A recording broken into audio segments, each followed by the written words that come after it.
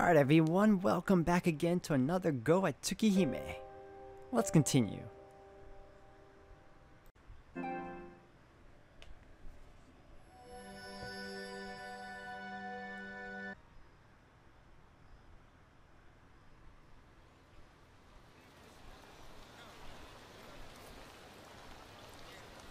It's the perfect day for a walk.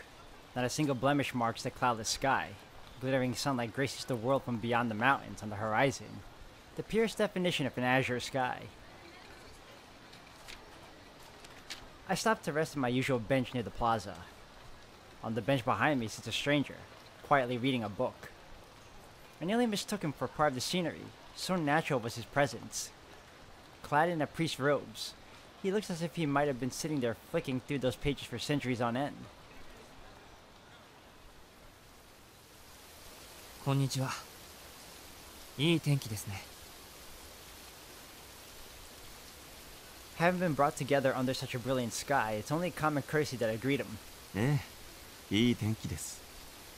晴れた日は日差しが強すぎて目が疲れるのが困りものですが、太陽の匂いはやはりいい。部屋にこもっていると忘れがちな万人に平等に与えられた自然の恩恵というやつですね。 The priest laughs wryly as he flips through the pages. Despite the abstract coldness in his voice, his manner is gentle and personable.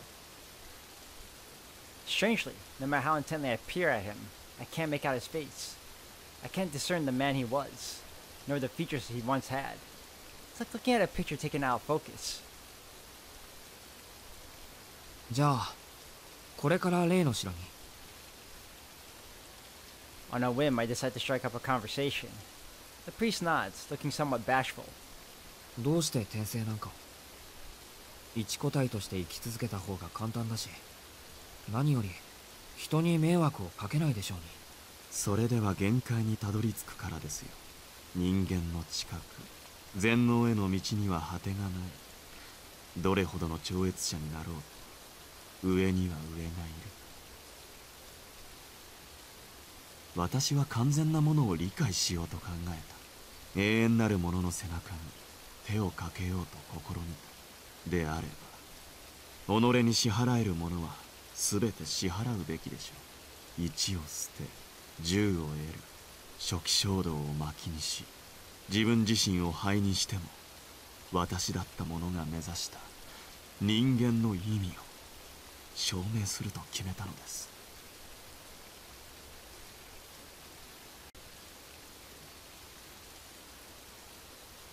I don't know what the meaning of human life might be. All I know is that it's nothing so noble or sublime, but lies at the end of the world, at the furthest flung reaches of humanity's future. All feel that curiosity as a child, but while most lose it as they grow, he has held on to it his whole life long.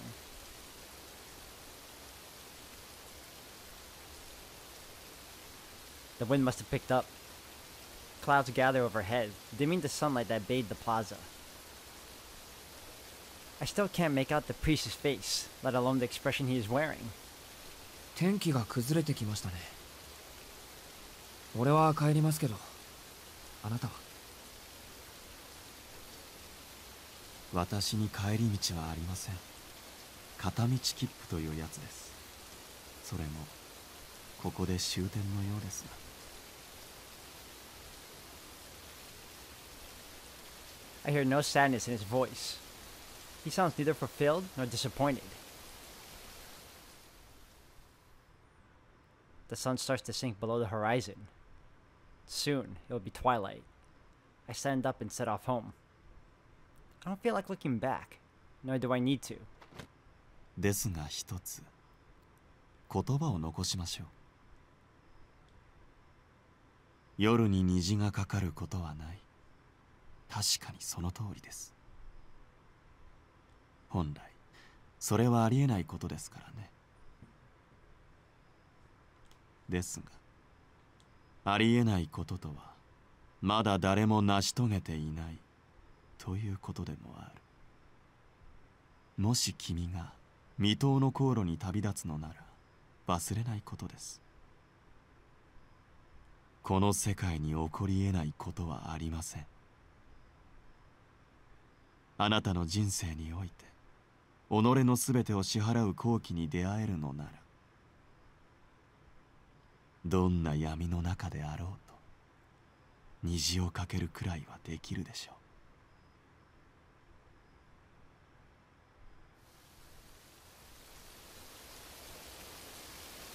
う。The man in the priest's robes is gone.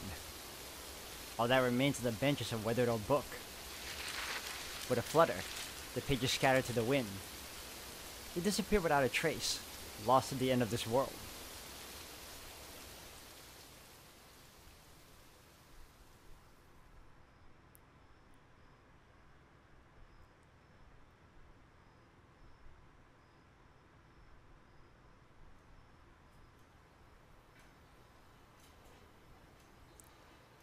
I wait to a familiar sterile scent of a hospital. 生きてる。 My chest rises and falls in rhythm with my breathing.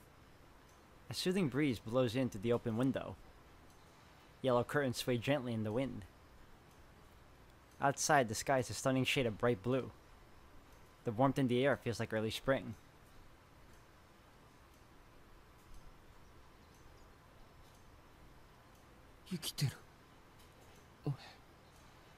I'm just as surprised. You know what'd be even more surprising? If we get to see Aoko again. Murmuring to myself in disbelief, I glance around the room. There's no one here but me. I'm lying flat on the bed, an IV stuck into my right arm. My chest is swathed in bandages. I remove the needle from my arm and peel the bandages away. Another question I have in mind is, am I wearing my glasses, or am I cured from seeing the lines of death? Surprisingly, there's not much to see beneath them.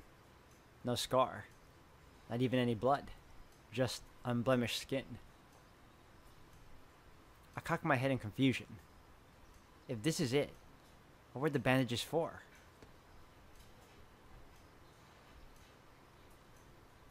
I turn to face the open door.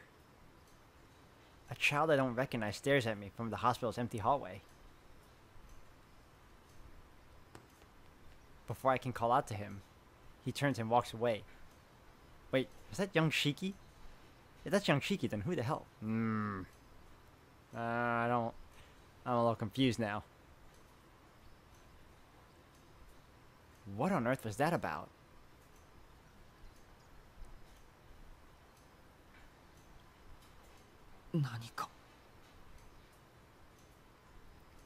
I'm forgetting something. Okay, so that is Shiki, that's currently in the hospital room. Then who the hell's that little kid? Suddenly, Arihiko barges in, filling the void the strange child left.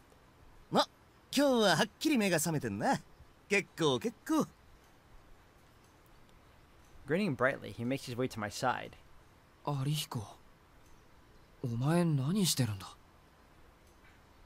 はあ？何って、遠野の見舞いに来てやってんですよ。昨日と同じ質問しやがって。まだ寝ぼけてんのかお前は。見舞いって誰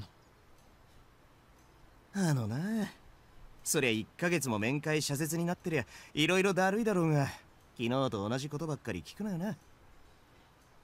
自分のことなんだから医者に散々説明されたんじゃなかったのか。Arihiko plops himself down on the bedside chair with a sigh.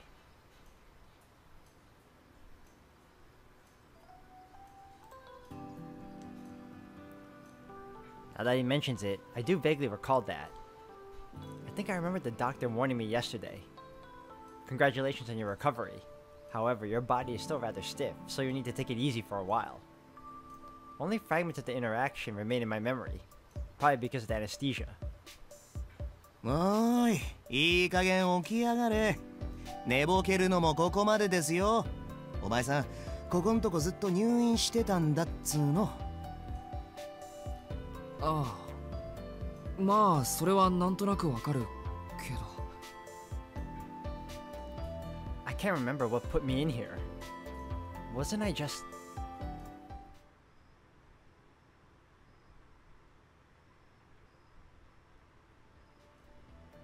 まだ本人の認識が追いついていないとか医者は言ってたからな。まあしゃあね。医者にあれこれ説明されるより俺が教えてやった方がフレンドリーってもんだろ。Arihiko crosses his arms, then sternly meets my eyes. もう1ヶ月近く前の話。お前、学校のグラウンドで倒れてたんだってよ。グラウンド。 Wait, a month passed? How strange. That almost sounds familiar, but I can't quite place it. 3年の先輩が朝一番で見つけたらしいぜ。夜明け前だったそうだから、当のは夜のうちに倒れたんじゃないかって言われてるけど、どうなんだ？いや、どうなんだって言われても、そもそもグラウンドに寄りつく理由ないぞ、俺。そりゃ部活もやってねえしね。つうか夜にグラウンドでやることなんてロック活動以外ないしな。遠野くんったら屋敷の生活でストレス溜まっちゃってたんじゃないのArihiko lets out a loud guffaw. 真相はなんであれ、遠野が倒れていたわけだ。いつもの貧血ってことで保健室に運ばれたんだが、俺が一向に目を覚まさない。仕方ないんで遠野ん家に連絡して、そのまま病院に担ぎ込まれたんだよ。それから1ヶ月近く、お前さんは昏睡状態だったんだぜ。Well, holy crap, comatose for a whole goddamn month.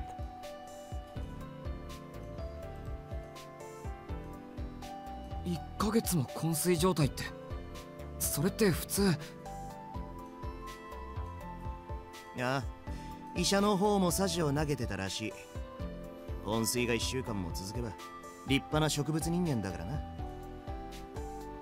俺も昨日お前が目を覚まして「よ有彦腹減ったから飯」なんてほざいた時は心臓止まるかと思った。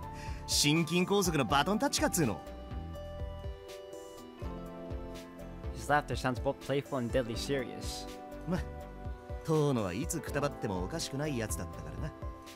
俺は半ば悟りの心境でずっとお眠だろうと思ってた分、余計にびっくりしたのだ。お前な、人がそんな状態だったっていうのに随分なことを言ってくれるじゃないか。いいじゃん、ちゃんと回復したんだから。だいたいお前が光合成してた時はすごかったんだぞ。回復する見込みもないのにアキラちゃんは毎日見舞いに来て、同じく先輩も毎日来るもんだからもう居づらいのなんのって。薬局で胃腸薬買ってくるの日課になったからね俺。Arihiko flashes me a rewards card from a chain pharmacy. Sure enough, he's got 30 days worth of points. Wait, what did he say? 待て有彦、その秋葉ちゃんって何？ Is he trying to get himself killed? アキハちゃんはアキハちゃんだ。遠野の妹さんで、ここで顔を合わすたびに俺たちは親密な関係になったりならなかったり。そうか、あいつ見舞いに来てたのか。そして親密な関係にはならなかったのか。ねえ、なんでそういうことだけ明確にわかるのお前。It's weird, but I didn't even remember Akia until after Arihiko mentioned her. I never forgot her. I didn't forget Haruka or even, Hisui. It's like everything outside this room had disappeared. At least it seems like I'll remember things with prompting, so not all hope is lost. But it does feel strange, like my thoughts are wrapped in gauze. しかしそれは本当ご苦労様だったな有彦。秋葉のやつ割ときついだろ。時々厳しいことを言ってくるだろうけど、多めに見てやってくれ。割と時々すごいな遠野。俺は今ほどお前を大物だと思ったことはないぞ。Arihiko folds his arms and laughs heartily, though I'm not sure if it's happiness or exhaustion I hear. It's the same as always with him. I'm still totally disoriented, but his endless cheer calms me down.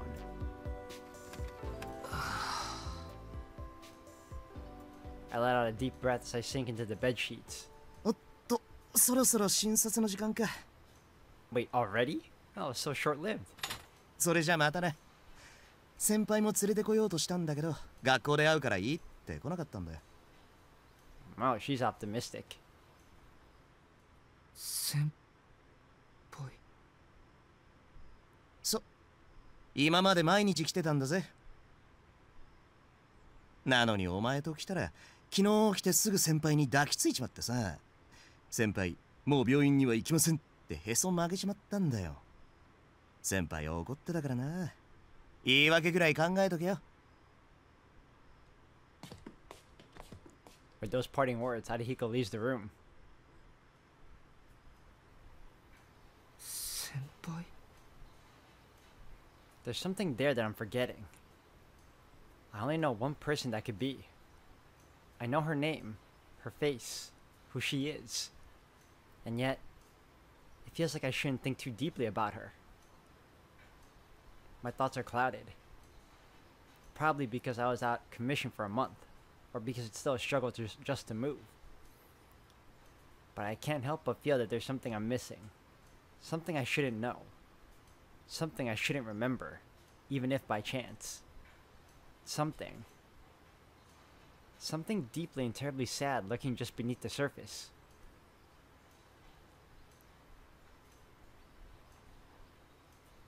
And that's not the only thing that feels off. I know this hospital room, but if my memory serves me correctly, this hospital was shut down 7 years ago. Oh, that's weird.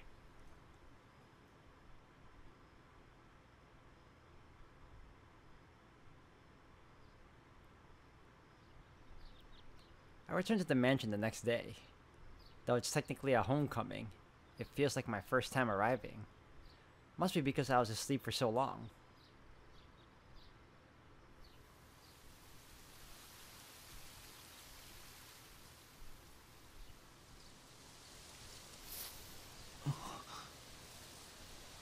Walking through the woods behind the mansion, I stumble upon a strange place. I never knew this even existed. Who would have thought there was a building like this so deep in the woods? A noise comes from behind me. I spin around, and there he is. That same unfamiliar child clad in a kimono and staring idly into space. I wonder if he's lost. He has an otherworldly look to him, like he could be a phantom or a ghost. Why the hell am I saying two shikis? And there's something on his chest. A terrible, horrific scar scored across his bare skin. Wait, what? 四季さん、何をしていらっしゃるんです？ Wait, what? 琥珀さん。 It's obviously Kohaku, but for whatever reason, another name came to mind first. はい、四季さんをお迎えに上がりました。玄関で待っていたんですけど、四季さんたら森の方に歩いて行ってしまうんですもの。私、なんか驚いちゃいました。She wears her usual cheerful smile. いや、ちょっと寄り道したくなって。琥珀さん、さっきの子はどこの子？ Is she gonna go, what kid? はい？子供って何のことですか？ Fucking hell. It seems Kohaku didn't see him. いや、見なかったならいいんだ。屋敷に行こうか。秋葉のやつ待ってるんだろ。Why the hell does that kid have Shiki's scar on his chest? What? I'm trying to find the connection here. ええ、秋葉様は何もおっしゃりませんけど、今朝はずっと執務室でぐるぐると歩き回っていらっしゃるんです。きっと四季さんのお帰りを今か今かとお待ちしているんですよ。そっか。そりゃ早く行かないとどんな文句を言われるかわからないな。はい、急ぎましょう、四季さん。Kohaku takes my hand in hers, and together we run back to the mansion. But as we leave, urged by something unseen, I take one last look at the old building. Am I hallucinating? The child's gaze bores a hole into my back, his eyes filled with words yet unspoken. I wanna know who that kid is now. You don't throw that in my face after being comatose for a month. Like a plane landing uneventfully at its destination, I return to my old life. Back at the mansion, Akiya gently scolds me. History wakes me in the mornings, and Kohaku serves me breakfast before I leave for school. But it still feels like something is missing. I feel sad for no reason. So terribly, terribly sad. Like I might burst into tears without any provocation. Is he not going to question that he doesn't see any lines of death? Is he wearing glasses? Still clueless as to the reason for my sadness, I arrive at school. School where everything is the same as usual. Ordinary. Peaceful. School. よっ、おはようさん。もう学校に来ていいんだ、お前。Arihiko breezily greets me. あとしばらくはリハビリだって聞いたけどな。そっか。そんなに無理して学校に来るっていうことは、やっぱりそういうことですか。He flashes me a meaningful grin. そうだよな。あと2ヶ月ちょいで卒業式だもんな。一緒にいられるのもあと少しってわけだ。は？わからないな。一緒にいられるって誰とだよ。誰とってそりゃお前。I'm dangerously close to running into whatever it is I shouldn't know. Arihiko stops mid-sentence. The light tapping of footsteps rings through the hall. And there, under the bright morning sun, she appears before me. おはようございます。今日もいい天気ですね、遠野くん。Did she use her magic again? I heard the sound. She smiles just like she always has. And I finally remembered the girl who's eluded my thoughts ever since I awoke. Yep, she did. 先輩。 My breath stops. I wipe the tears from my eyes before she notices. I don't get it. I really, really don't. But seeing her smile makes me indescribably sad. 遠野くん？おはようございますですよ。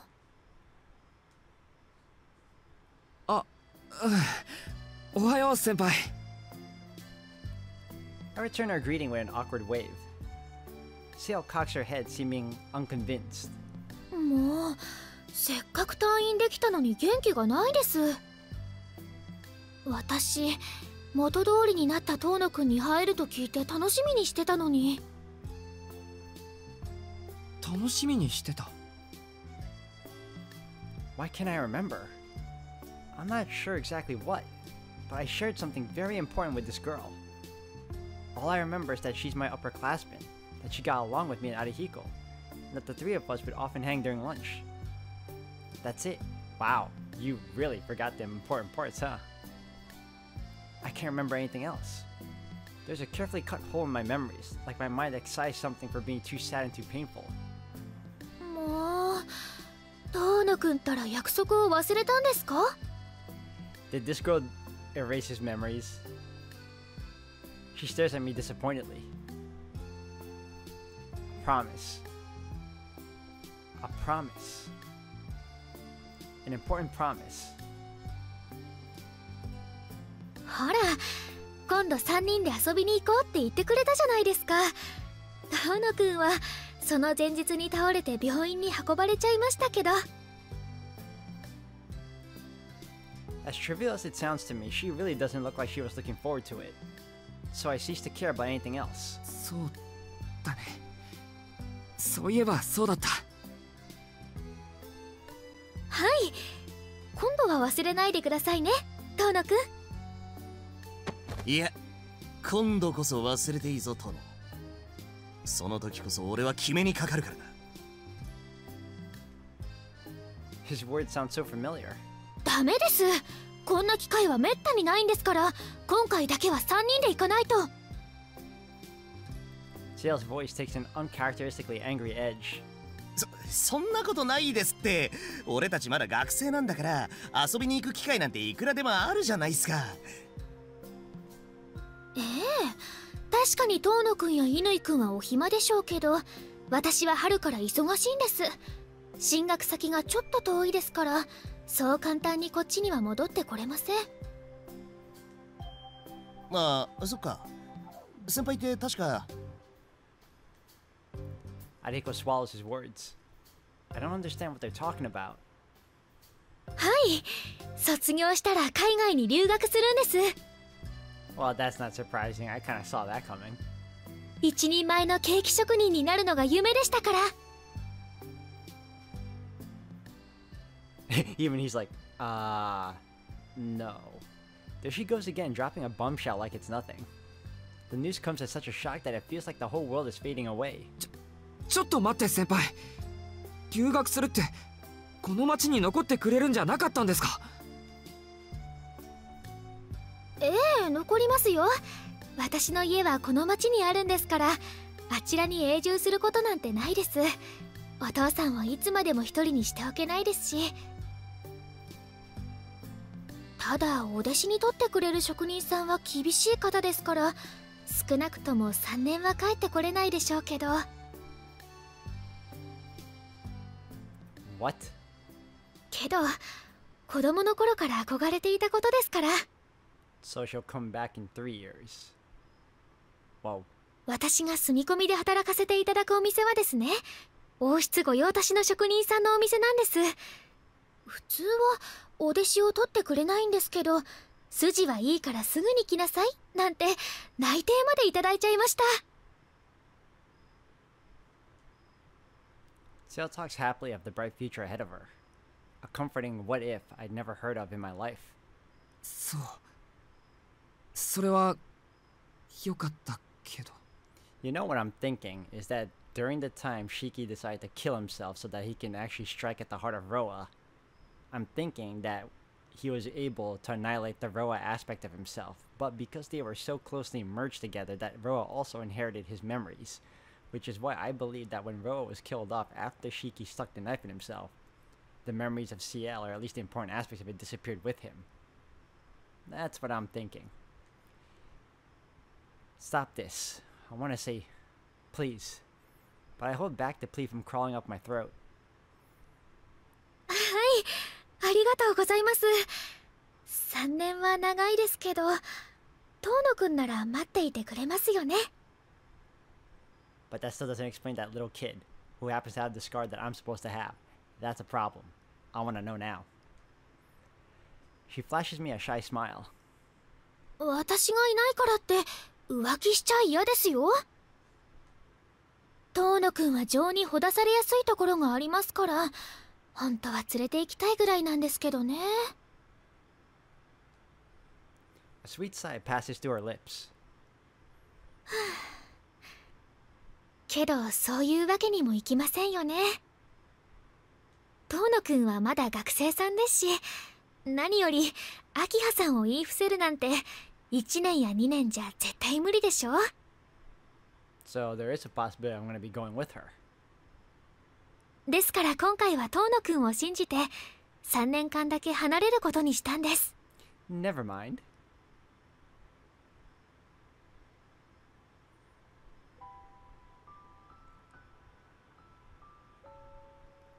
Right.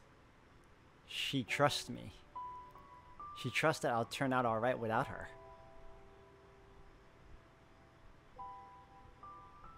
That's why. そういうわけですので、3人で遊びに行けるのは今回が最後かもしれないんです。ですから今度こそちゃんとした思い出を作らせてください。Ciel looks truly happy as she says this. Something stirs in my chest, squirming, like it wants to rip itself out of my heart. 遠野くん、どうしました？胸なんか押さえちゃって。もう傷なんてどこにもないのに。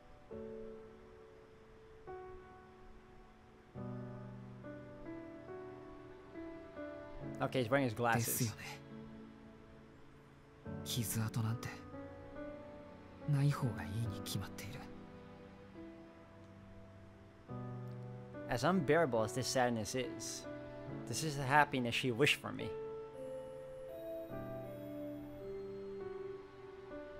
The bell rings. Homeroom will start soon. それではお先に失礼します。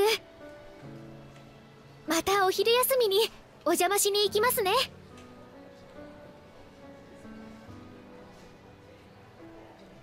She's always one step ahead. I watch her go. But before she leaves, I have to say goodbye. 先輩のお父さんってどんな人だったんですか？遠野くん、お父さんを知ってるでしょ？ Why did I see a brief glimpse of Ciel with her eyes closed? Don't tell me she died. Well, actually, if we took care of Roa, that means she's mortal now. But that doesn't explain why she may have died.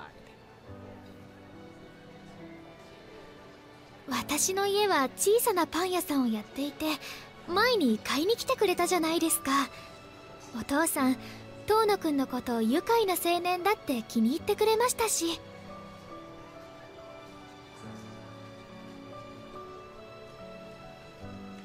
Yeah, that sounds like it could be right. But I know it isn't. Ciel, your father's not supposed to be alive. And this is not the life I'm supposed to be living. 遠野くん？ Ciel calls out to me. The air around us turns cold.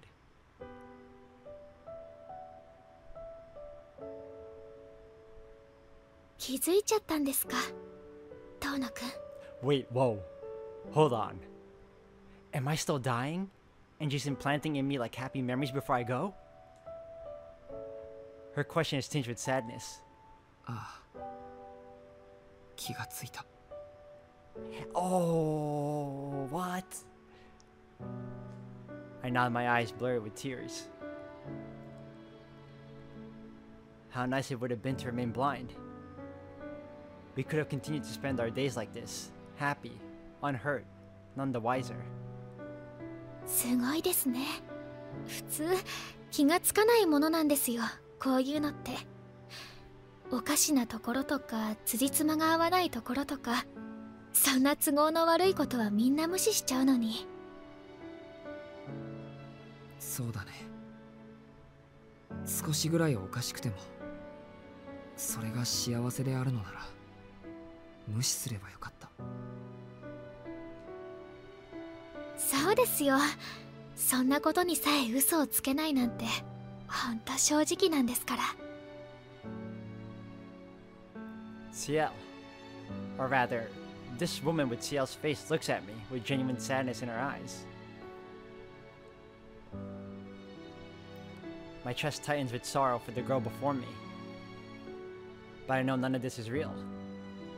This carefree school life, this version of Ciel who always lived in Soya, this version of Shikitono without the scars of 7 years ago, this blissful existence devoid of any sadness.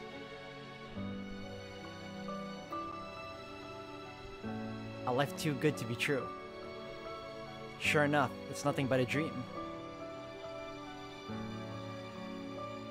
遠野くんはいつもそうですよね。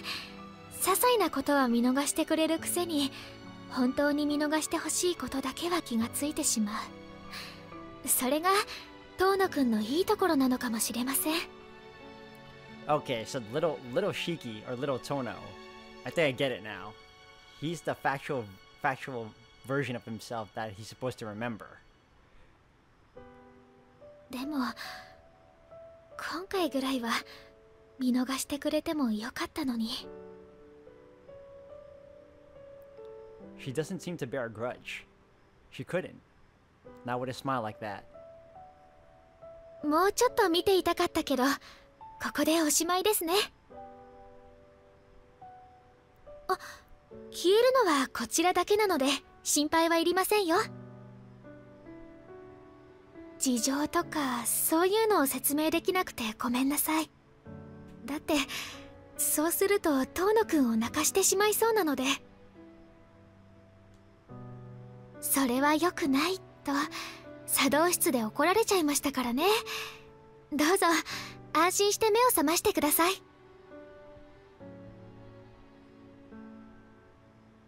どうして。 Head hung low, teeth clenched. I ask her something stupid, like a spoiled child.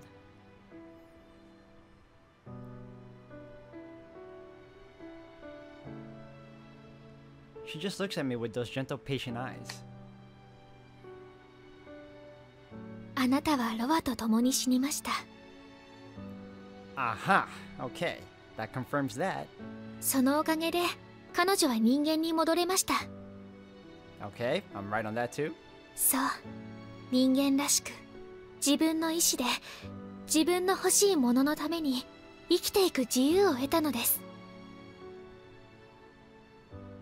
まったく強欲ですよね。そうなった途端どうしても私には欲しいものができてしまって。ロアの知識も悪いものだけではありませんね。ギャンズの筆跡がこんなことに役立つとは。どうして。はい、いろいろと考えたんですけど、一人を生かすためには一人分の命が必要でしょ。 Oh, come on, no. Is that why I saw you with your... だからどうして。順番の問題ですよ。私は先にたくさんのものをもらいましたから。今度は私が遠野くんにお返ししないと。いらない。いらなかった。そんなものより俺。 I'd rather stay here, where we can spend our days together laughing, without a care in the world. God damn it, Ciel. She looks so happy to be living this convenient fantasy. This place free of pain or suffering. A world with no great novelty or tragedy, but beautiful in its own way. A simple, mundane life. 先輩にとってかけがえのない夢だったのなら。 So I want to protect it, more than anything else. そうですね。この夢は彼女がずっと忘れていてずっと欲しかったものでした。でも Stop, don't say it, please. Even if it's all over now, I'm begging you. この先に待つどんな食材よりどんな救いより、私はあなたの幸福が欲しいのです。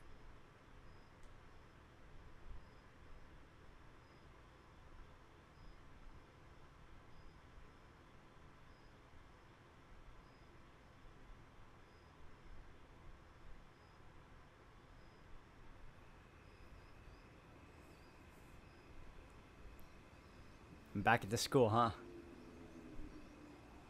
I crash into wakefulness. The march of time resumes. I'm lying flat on my back against the hard ground, but my head rests in the softness of someone's lap. The moon is still high in the sky. I've only been asleep for a brief moment. Now that Ro is dead, my body's human once more. The hole in my chest is closed. My body has returned to its original state. It goes without saying that this isn't natural. Humans don't just wake up from death. Not unless they, or someone else, pays a heavy price.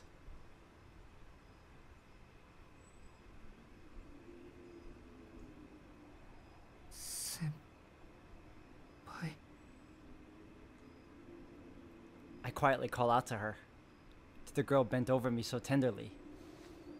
I trace my fingers down the tear tracks on her cheeks. She doesn't breathe, or move, or answer. She looks so peaceful, she could almost be alive.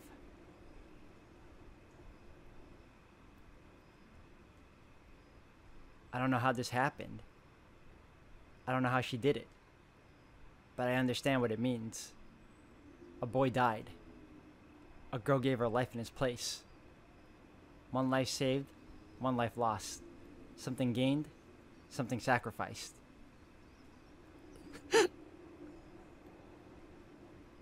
Man, I was so close with my with my theory. The churning in my chest is neither gratitude nor the sensation of life. What floods my eyes and throat is childish lamentation. I didn't want her to do this. I told her to stop. I told her not to leave me. But instead she sacrificed her future for me.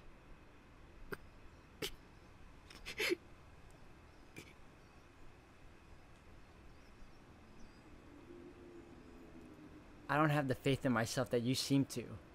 But as long as you're with me, I promise I won't give up. Since we're lovers now. I know that. I know she wouldn't have just given in.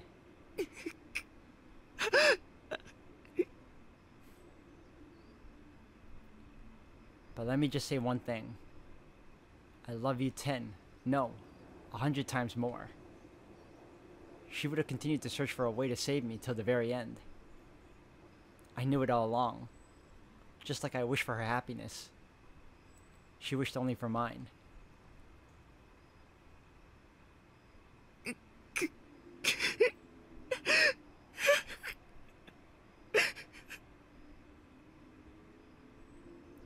Regret and despair pour from my chest. I shed tears of gratitude for what we had, for what was yet to come, and what might have been.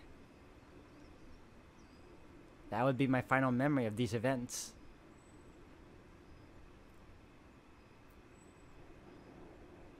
The face of my beloved now far beyond my reach.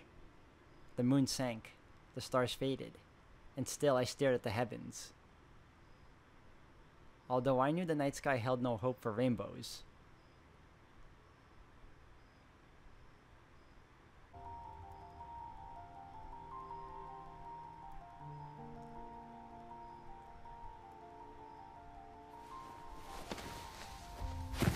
Yoし。それじゃあ、行ってきます。He lives in our apartment now? It's early spring. On my last night in this country, I announced my departure to Ciel's empty apartment.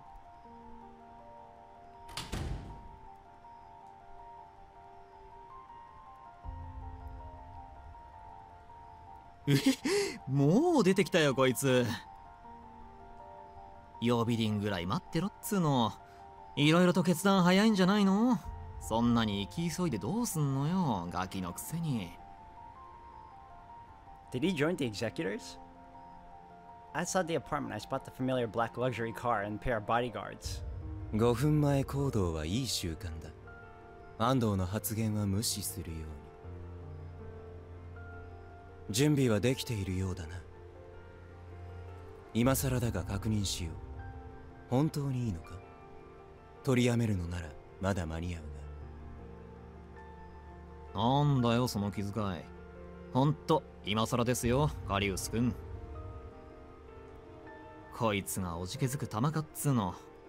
目つき見ればわかんでしょうよ。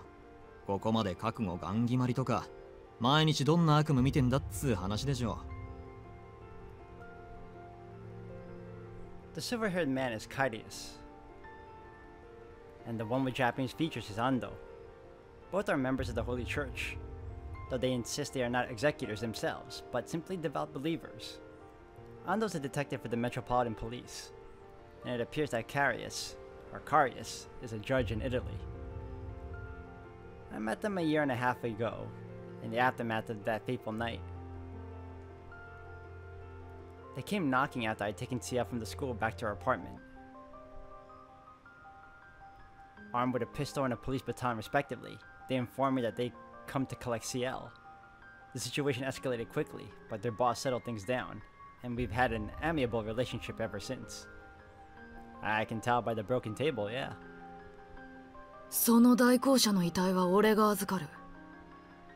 こいつはトップランクの吸血鬼狩りだったが、同時にとんでもねえ金食い虫だったからな。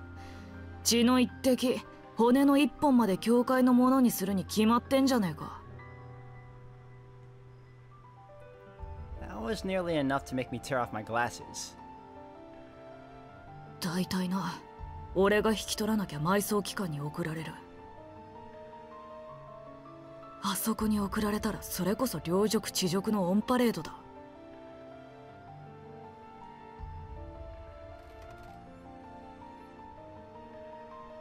腐らないよう安らかに眠れるよう金かけて保存してやる分だけ俺の方がマシって話だよ。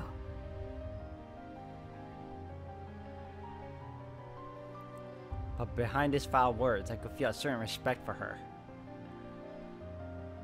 I wasn't stupid enough to think he was trustworthy, but he was my only chance of getting what I wanted, so I put the question to him. 王朝に行きたいだ？なんだそりゃ。てめえまだロアのクソ意識が残ってんのか？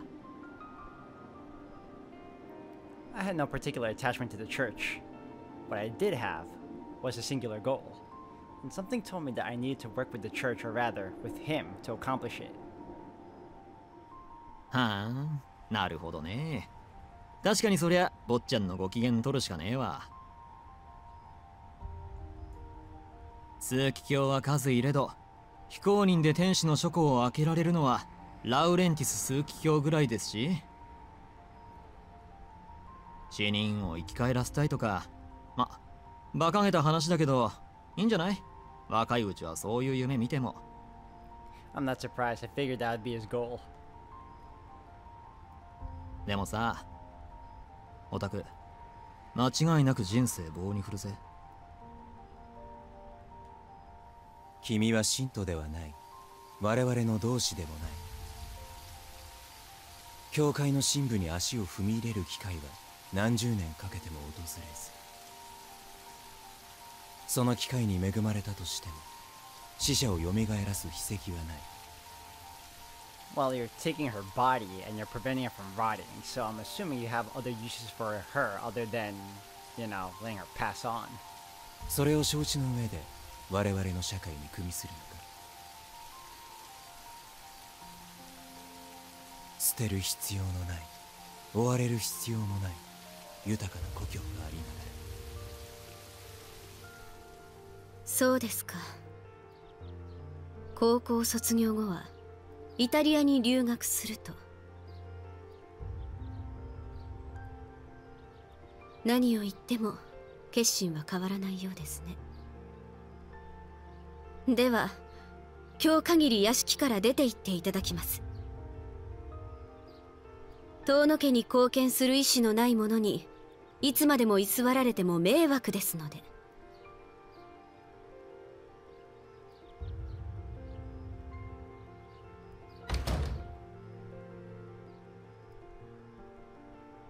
そうなんだ。シキちゃんもいなくなっちゃうんだ。I nearly forgot about this doctor. ああ、つまんなくなってきたな。私も雲隠れしちゃおっかな。あ、でもイタリアに行くんでしょ？偶然よね。私の知り合いもそっちにいるのだわ。本当に行き詰まったらここに連絡してみるといいかも。シキちゃんみたいな悩める青少年が大好物っていう博愛主義のモンスターみたいなおばさんがいたりいなかったりするから。Yeah, I was wondering if we'd be able to deal with her, and now we have an acquaintance of hers in Italy. 高校はまっとうに卒業する？なんでそんなぬるい。ああ、いや、そうだな。それがあいつの望みだった。そりゃ連れとしてきっちり味わっておかねえと、それこそ合わせる顔がない。いいぜ、2年待ってやる。その間は安藤とカリウスに訓練つけてもらえ。日本語だけじゃ話にならねえからな。西欧圏の語学と常識、うちとあっちの知識も教えてやるよ。もちろんロハじゃねえ。かけた金は出世返しってな。向こうに着いたらせいぜい俺のために働いてもらうぜ。安心しろ。てめえがどれほど落ちぶれようと仕事と居場所だけは回してやる。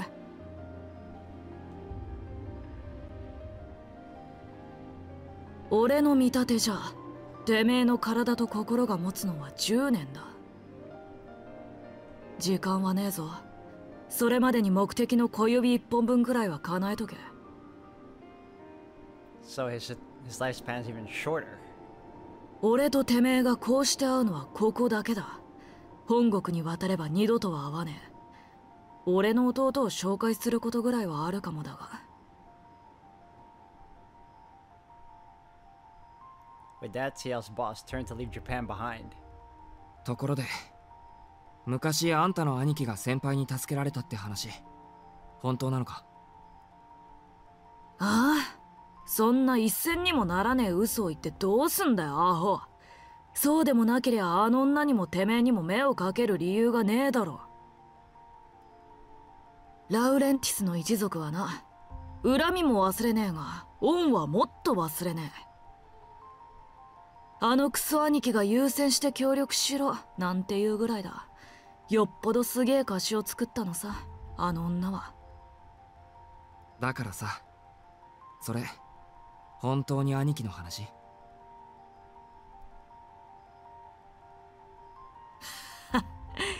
勘が良くてかつ口が硬いのが一流ってな。生き残りたかったら覚えとけ、クソガキ。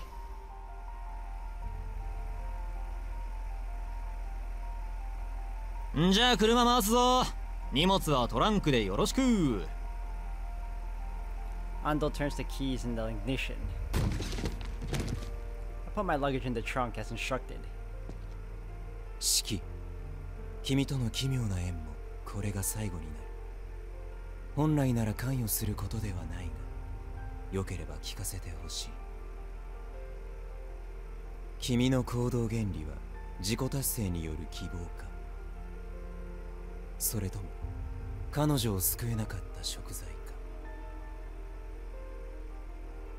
I was under the impression that, unlike Ando, Karius tried to avoid getting emotionally involved in his work. I figured he'd only been teaching me over the past year because he'd been ordered to do so. I never imagined he was the slightest bit interested in my life or thoughts.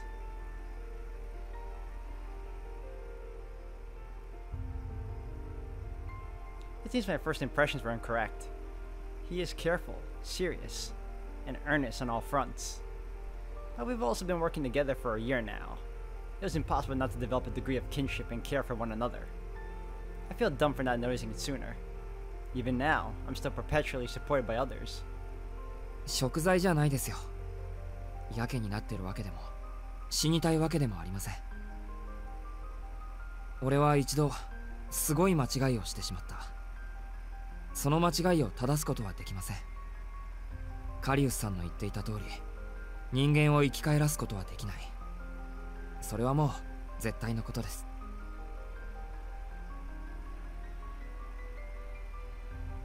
ではなぜ得るものはないと理解していながら、かつて彼女がいた地獄に踏み入ろうとしている。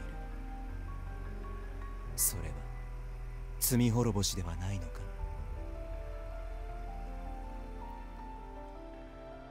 When he puts it like that, I can't really offer a retort. A year and a half prior, I selfishly took my own life. I knew that killing myself would kill Roa too. With Roa gone, I figured that Ciel would be free to live and dream as a human once more. In my naivety, I really believed such hubris was the best course of action. I was wrong. I should have stayed and accepted her help, lived alongside her, no matter how pathetic or horrible of a human I might have become. That's why. That would be the last mistake I ever make. From now on, I'll live my own life. I will live a life that I think is right, just like Ciel wanted for me. 俺は本来ロアに取りつかれた時点で死ぬ人間でした。そんな俺に先輩は多くのものをくれたんです。 I can't throw away that happiness now. I have to use the chance she gave me to achieve the most I possibly can. To accomplish things that, in a normal life, I would never have thought possible. After all, the impossible is really just another word for the unprecedented. So I once vowed to myself, gazing up at the night sky. 十分すぎるほどの幸福をもらったんです。だからどんな手を尽くしても必ずこの命を彼女に返す。俺の残りの人生はそのために使うんです。 I don't know what that will mean in the end. Honor, worth, self-satisfaction? Whatever it is, I have to keep striving for greater heights, to show her that the life she saved was worth it. そうか。賛同できる立場ではないが、君の旅立ちが良いものであることを祈ろう。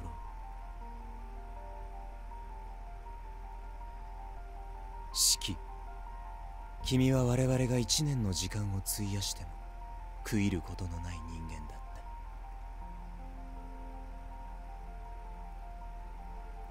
た。Coming from Carius, that's the highest possible praise.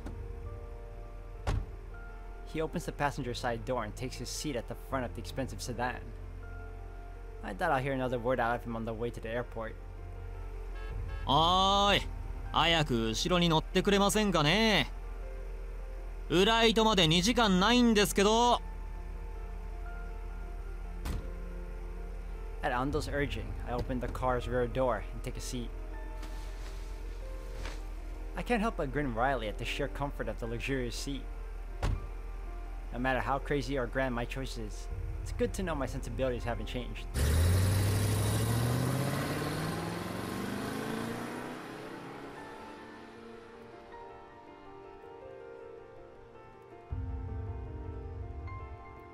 Despite my unease, I leave Japan behind on a bright note. Ciel and I spent only a few days together, but the memories we made in Soya will always remain in my heart.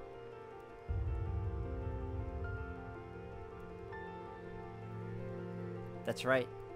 I'm not abandoning anything. I'm not running away. Wherever my path may take me, I have a feeling it'll lead me back here one day.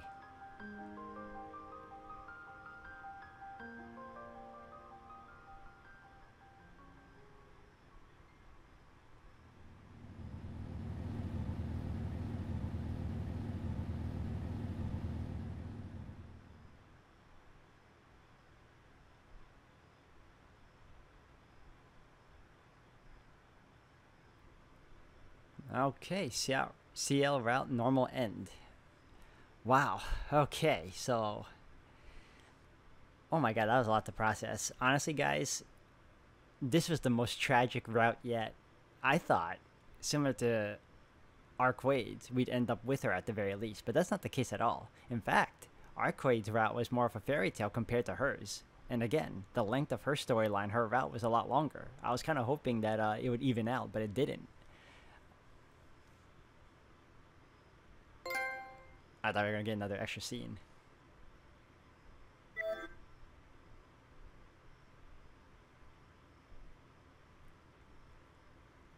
Alright. Play dubious hint segment. You know what? I never played a hint, so let's give it a shot.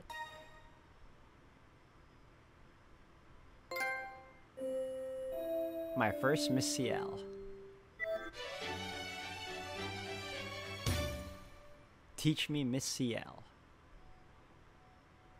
失われた命を失われる命で呼び戻して彼女の長い贖罪の夜は明けたのであった。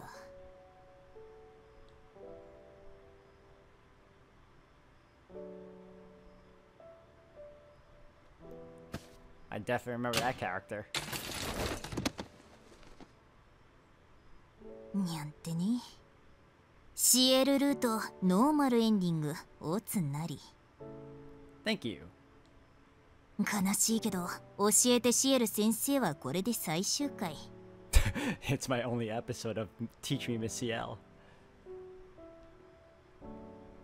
だって本人もういないんだもん。しょうがないじゃん。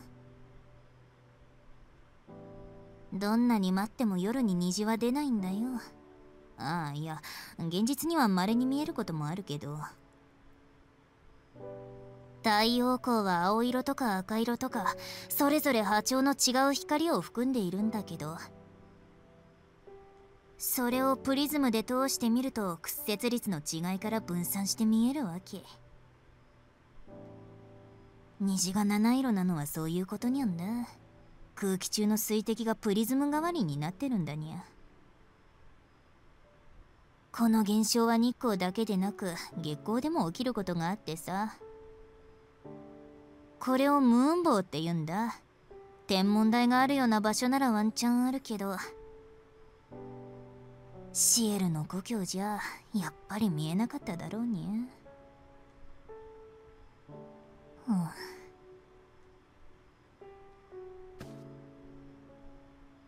一人で話してるのもにゃんだがね。やっぱここでお開きにすっか。まあピンで続けてもいいんだけど、やっぱ一人だとつまんないし。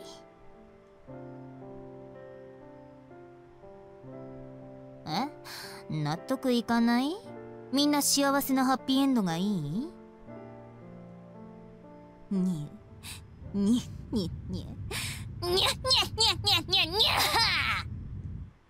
グッドキャット、そういうことならナビしてやんよ。これとは違う結末、もっと何これどうなってんのな展開を見たいあなた。 Okay, I wasn't expecting any of this. 急いで14日目の運命の選択に戻るんだ。ほら、メガネ君が金髪美少女に究極の選択を迫られるところあるっしょ。あそこで今回とは違う選択を選ぶと良いでしょう。またここの選択肢が一つしか選べないのならアルクエイドポイントが足りない証拠です。細かいところはちょこちょこあるけど、8日目の夜に素直な気持ちを口にする、9日目の夜に面白い選択をする、この2つを押さえておけば OK と言っても過言ではにゃい。そこから先は前人未到の新ルート。ここまで寝不足なら一旦眠っておき。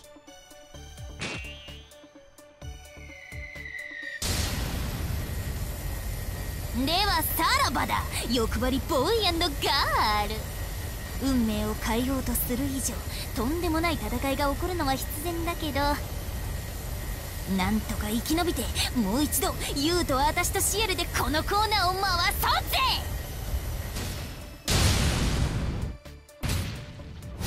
猫との約束なんだにゃー。 Well, I definitely appreciate the hint, Neko-chan.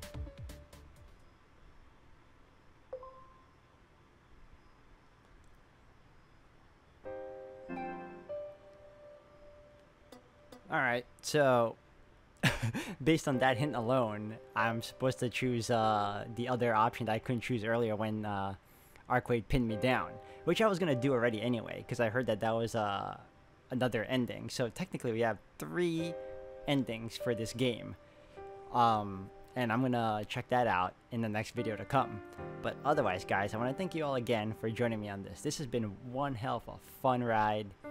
I honestly wish Arcade's route was just as long as Ciel's, because Ciel's was just jam-packed with all the drama, all the messiness. It was crazy. And when Shiki first got possessed, I didn't want to believe for a second that Roa had him. I wanted to believe, because I remember reading back when I was reading up on the OVN that Shiki had another personality, and I honestly assumed it was that personality taking over. But it turns out it was Roa all along, so that sucked for him, but at the same time, it gave us a lot of fun entertainment. And again, some tragic ones at that. And yeah, like honestly, I'm looking forward to, once we're done with the last choice, and I guess you can say the final end of this game, I can't wait for the second half of Tsukihime Part 2 to show up, which is, I believe, it's called The Other Side of the Moon. So that's gonna take a while on Nasu's end to write, I guess, because he's also busy doing other stuff, especially continuing on with, I believe, Fate Grand Order. But again, guys, thank you again. Look forward to the next video because, again, we still have one more ending to go through and follow through on. So other than that, guys, again, thank you so much for this. This has been one hell of a trip. Again, I enjoy all Type Moon games, especially Fate Stay. Tsukihime was the first franchise I got into before I started my whole journey onto this whole, you know, the world of Fate and whatnot. So this is it, and if anything else, I'll see you all in the next one. Thank you all again.